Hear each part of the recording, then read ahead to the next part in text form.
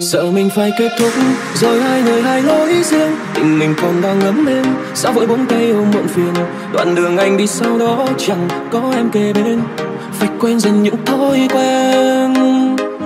Và sợ rằng một người khác từ nay sẽ ôm lấy em, để rồi họ thay thế anh, mình ngồi quẩn. Chẳng biết phải làm gì khi em muốn buông tay, kết thúc chuyện tình yêu mình bấy lâu nay.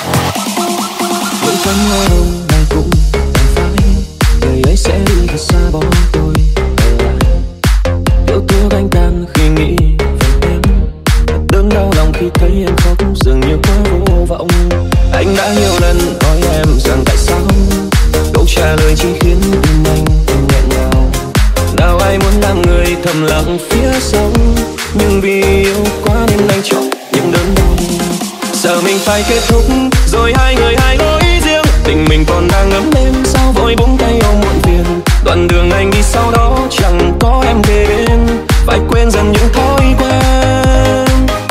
Và sợ rằng một người khác từ nay sẽ ôm lấy em, để rồi họ thay thế anh, mình nỗi yêu quạnh. Chẳng biết phải làm gì khi em muốn buông tay, kết thúc chuyện tình yêu mình bấy lâu nay.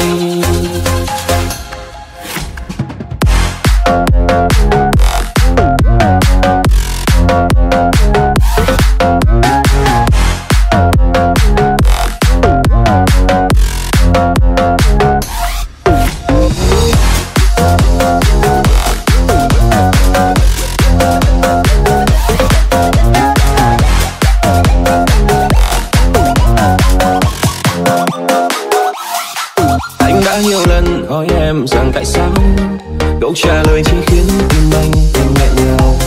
Nào ai muốn làm người thầm lặng phía sau, nhưng vì yêu quá nên anh chọn những đớn đau.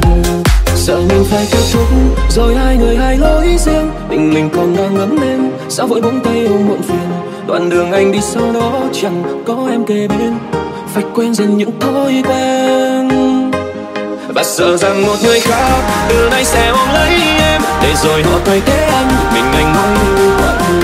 Chẳng biết phải làm gì khi em muốn buông tay, kết thúc chuyện tình yêu mình bấy lâu